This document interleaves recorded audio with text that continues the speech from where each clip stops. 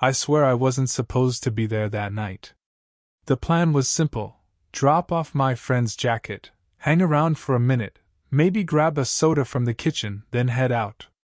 But he wasn't home. Only his mom was, and she opened the door in a way that made my stomach knot up instantly. She leaned against the frame, like she'd been waiting for someone but didn't expect it to be me. Her hair was tied loose, strands falling down in that casual way that looks like it's not meant to impress anyone, though somehow it does more than anything else. Her eyes flicked past me, then back, a little too long. "Come in before you catch cold," she said. I did. And the air inside her house felt different from outside, heavier somehow, like every breath carried something unspoken.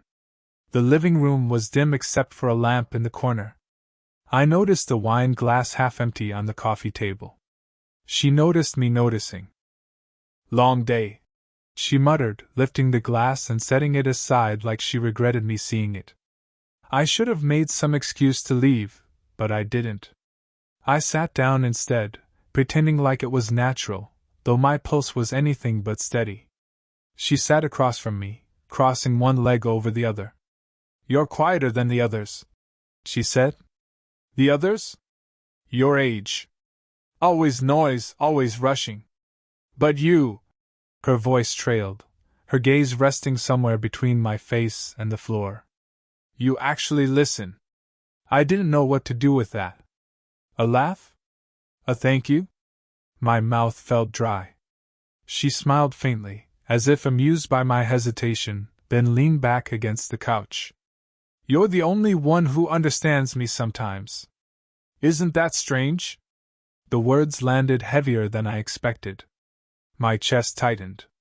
It wasn't just what she said, but how she said it, tired, almost fragile, like someone who had held it in too long. I shifted in my seat, trying not to stare at the curve of her shoulder under the soft fabric of her sweater. My knee bounced nervously, and I forced it still. "I mean, you deserve that. To be understood." She looked at me then, really looked, and I swear I forgot how to breathe for a second. It wasn't just a glance. It was the kind of silence that asks a question without putting it into words. The clock ticked. Somewhere outside a car drove by, headlights flickering against the blinds. "I don't usually talk like this," she said. "But tonight feels different." Her voice cracked slightly at the end. She pressed her lips together, then gave the smallest shake of her head, as though dismissing her own vulnerability. I wanted to say something, anything, but my tongue stayed still. Instead, I leaned forward, elbows on my knees, trying to meet her where she was without overstepping. The room felt too small, too quiet, too filled with the things we weren't saying. For a moment, she softened, shoulders dropping, eyes lowering. She looked younger, not in years but in the way someone looks when they finally let go of the weight they've been carrying. And I knew I was in dangerous territory. She opened her mouth, like she was about to tell me something else, something more, when the sharp sound of the doorbell cut through the silence. We both froze. Her eyes darted to the door, then back to me. And for the first time all evening, I saw fear flicker across her face. The doorbell rang again, sharper this time. She didn't move right away. Her hand hovered on the armrest like she was bracing herself. Finally, she pushed herself up, smoothing her sweater. "Stay here," she said, almost whispering. I listened as she opened the door. A neighbor's voice drifted in, something about a package delivered to the wrong house. Relief washed over me, even though it wasn't my secret to carry. She thanked them politely, shut the door, and leaned against it for a second longer than necessary. When she came back, her smile was practiced, but her eyes gave her away. "Sorry," she said, sitting down again. "You'd think after all these years I'd be used to interruptions." "All these years?" I repeated, not sure why I latched onto that. Her lips curved, but the smile didn't hold. "Marriage. Motherhood. Always someone needing something. Never just me." She stopped herself, shaking her head like she'd said too much. Your generation doesn't get weighed down the same way. I swallowed. The truth was, I didn't know much about her life. I'd only seen her in flashes, dropping my friend off, waving from the doorway, always looking put together. But tonight, in the dim light, I noticed the faint lines at the corners of her eyes, the kind that come from years of holding in words instead of saying them. You're married? I asked before I could stop myself. Her silence was enough of an answer. She twisted the stem of the wine glass between her fingers but didn't drink. Separated, technically. Papers still not signed. He hasn't lived here for over a year. The admission lingered in the air, heavier than the wine. I wanted to tell her I understood, though I didn't. My longest relationship had barely lasted 6 months, and even that had left me restless. What did I know about years spent building something only to watch it unravel? Still, there was something in her voice I recognized, the quiet ache of being unseen. My mom! I started, then faltered. It wasn't something I usually admitted. She left when I was 14. Dad worked nights. So I kind of raised myself, I guess. Her eyes softened. She didn't say sorry, didn't offer pity. She just looked at me like it made sense now, the way I lingered in silence more than most. Maybe that's why her words earlier had hit so hard. You're the only one who understands me. She set the glass down and leaned forward slightly, elbows on her knees, mirroring me. We're not supposed to understand each other, you know. You're 20 and I'm... She stopped, biting her lip. 40-something? I teased, trying to lighten the weight. She laughed, but it was quiet, restrained. 46. The number hung between us, undeniable, dangerous. For a second, either of us moved. The clock ticked again, steady as a heartbeat. Then, without warning, her hand brushed mine on the couch. Not deliberate, not bold, just the lightest graze, like testing if the ground beneath her feet would hold. I didn't pull away. And in that fragile, borrowed silence, everything unsaid became louder than words. Her hand lingered near mine just long enough for the air to feel charged, almost unbearable. Then she pulled it back quickly, as if burned. I shouldn't, she muttered, straightening her posture. Neither should I. She was my friend's mom. She was married, or separated, which was still married enough. But the way she avoided my eyes told me she was fighting the same storm. I shifted closer without meaning to, the words tangled in my throat. It's not wrong to want someone to listen, I whispered. She froze, her lips parting like I touched the nerve she'd been hiding. And then, footsteps upstairs. We both snapped our heads toward the ceiling. My chest tightened. Her son. My friend. I'd forgotten he was even in the house, headphones in, probably gaming in his room. But the sound of him moving sent panic flashing between us. Her hand flew to her mouth, then lowered as she caught herself. You need to go, she whispered urgently. I didn't move. My legs felt heavy, my chest tighter by the second. The thought of leaving stung worse than staying. Please, she said again, softer this time, eyes pleading. I stood, but my hand brushed the back of the couch as I rose, steadying myself. Her eyes followed the movement, then met mine again. That look, God, that look said more than anything she could have spoken. The footsteps stopped. Silence. Only the hum of the fridge from the kitchen. I leaned closer, my voice low. Do you want me to? Her throat worked as she swallowed. For a flicker of a moment, I thought she'd say no, that she'd asked me to stay, consequences be damned. But then she shook her head, breaking the spell. Yes, she said, but it cracked. I took a step back. My heart pounded, my skin hot with everything unsaid. She stood too, following me to the door as if drawn against her own will. At the entryway, I hesitated. The soft light from the lamp framed her face in gold, and I saw her fingers twitch, like she wanted to reach for me but didn't. Instead, she whispered, You can't be here like this again. If anyone.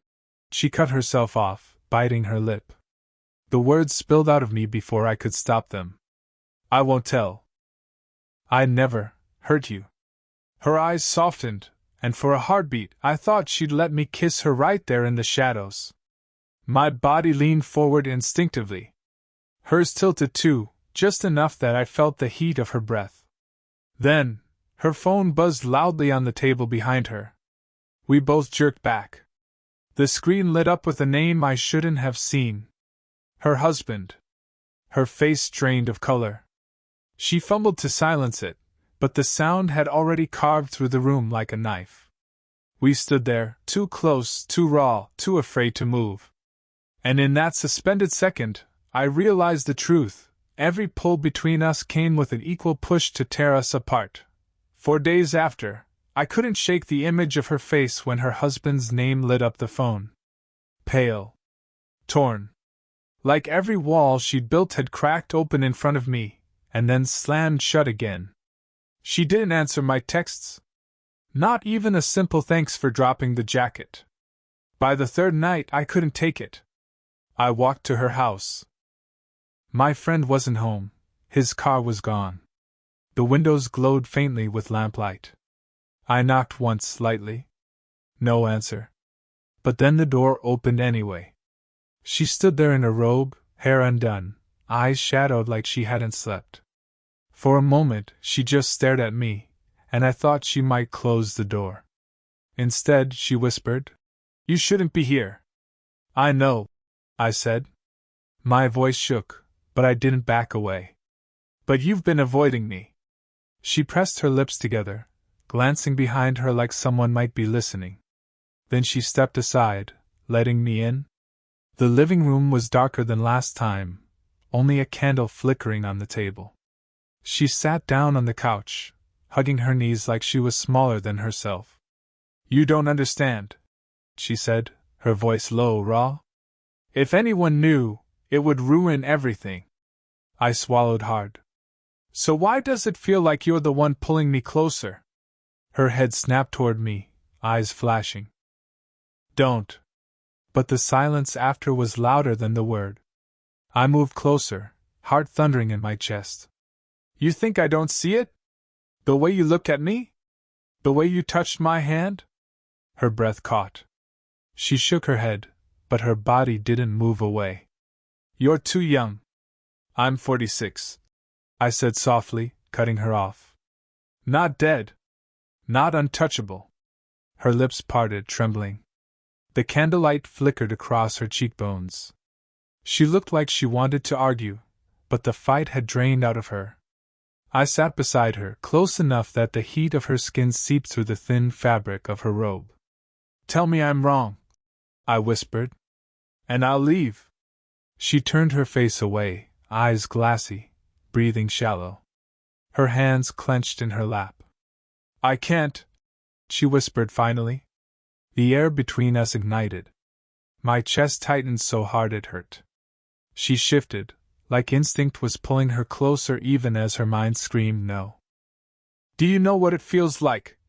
she said, voice breaking. "To be invisible in your own home? To be touched out of duty, not desire? To feel like the best years of your life are already behind you?" Her words slammed into me, raw and unguarded. My throat ached. "You're not invisible," I said. "Not to me." Her gaze flicked to mine, and this time, she didn't look away. The world seemed to tilt. We leaned closer, slowly, painfully, like gravity itself had decided. Her breath brushed against my lips, and then the sound of keys jangling at the front door shattered everything. The door swung open, and my chest locked up. It wasn't her husband. It was her son, my friend. He tossed his keys in the bowl by the door, not even looking our way at first. "Mom? You up?" She jerked back from me so fast the air felt like it snapped. Her robe closed tighter around her, her voice too quick, too bright. "Yes, I'm here." He stepped into the room, his eyes moving from her to me. "Oh. You." His tone wasn't suspicious, just casual, but casual was worse. Casual meant he saw me as nothing. Just his friend. I nodded, standing too fast, my legs stiff. Yeah, just dropping something off. Her eyes flicked to mine, pleading silently, don't. Didn't know you'd still be here, he said, dropping onto the recliner with a yawn. You eat, Mom? She blinked. Not yet. Figures. He grabbed the remote, flicked the TV on, and didn't look at us again. The room filled with the fake laughter of a sitcom. I stood there, awkward, waiting for some escape. She wouldn't meet my eyes. Finally, I muttered, I should go. She nodded once, too quickly, her face turned away so her son wouldn't notice.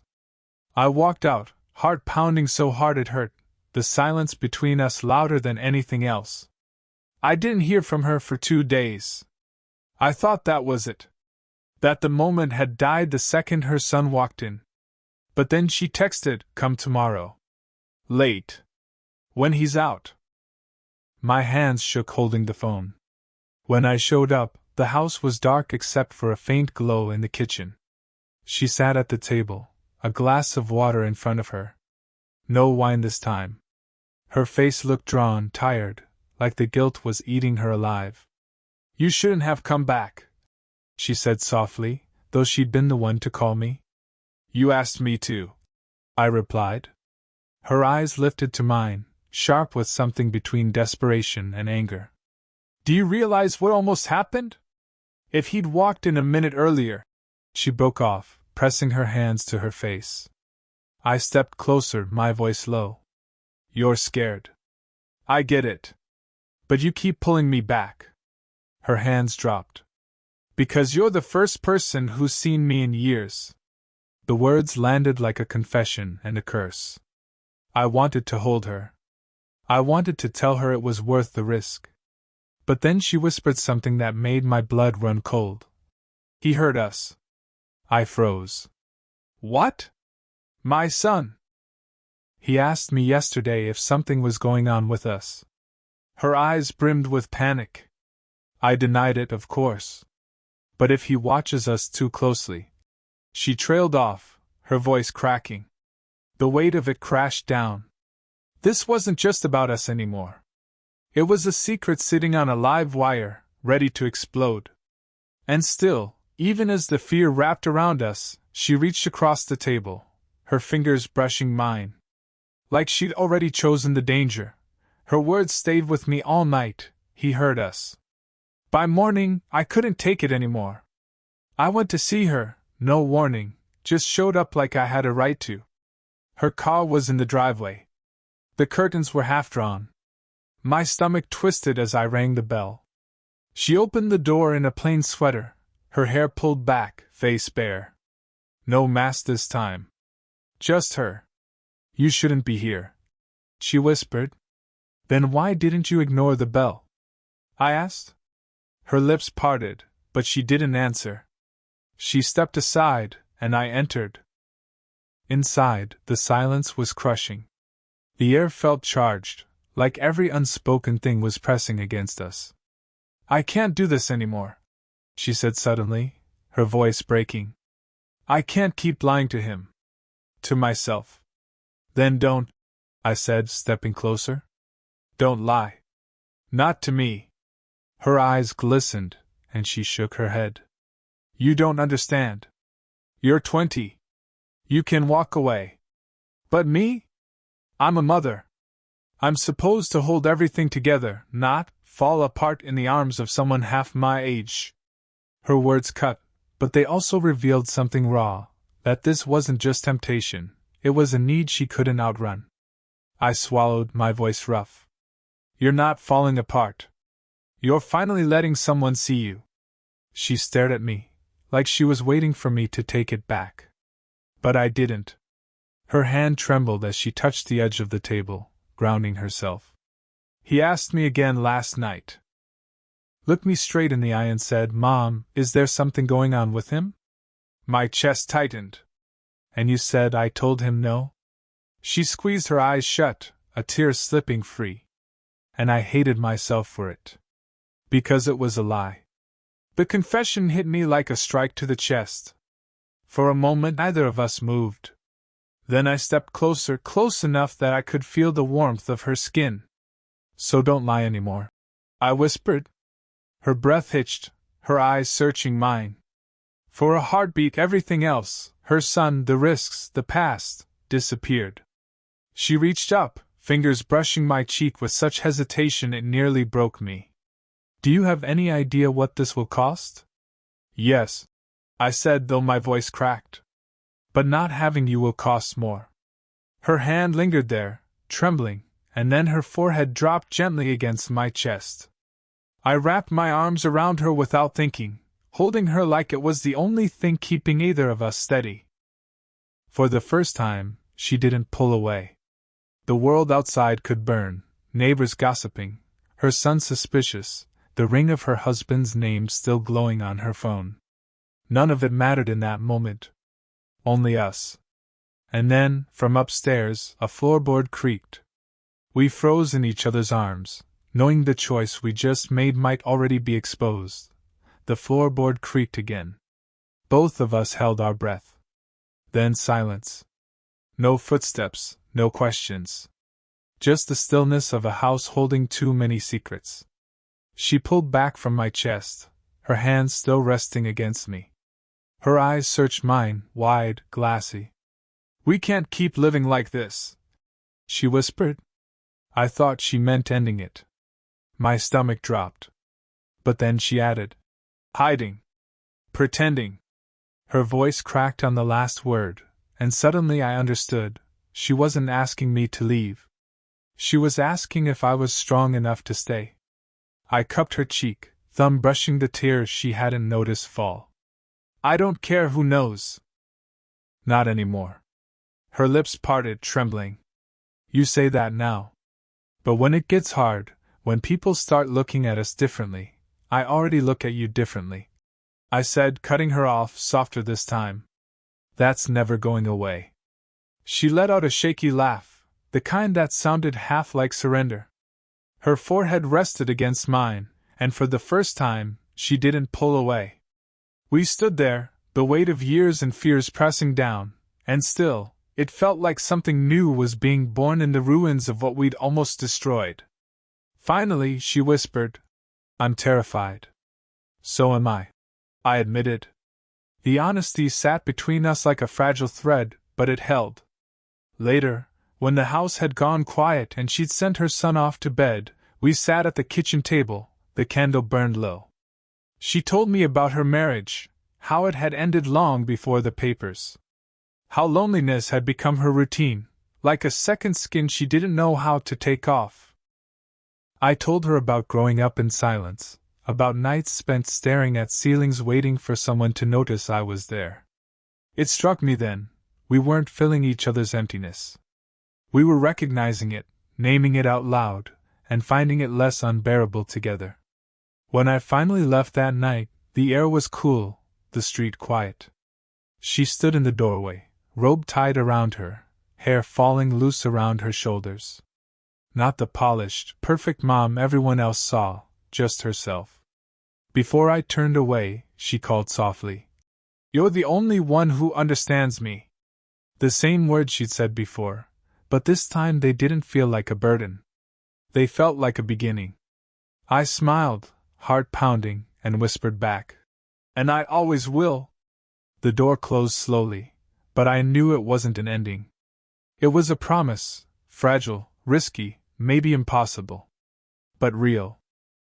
And that's how it started, not with fireworks or declarations, but with two people finding each other in the quiet, when no one else was listening. Now I'll ask you, backhand index pointing right, did you enjoy the story?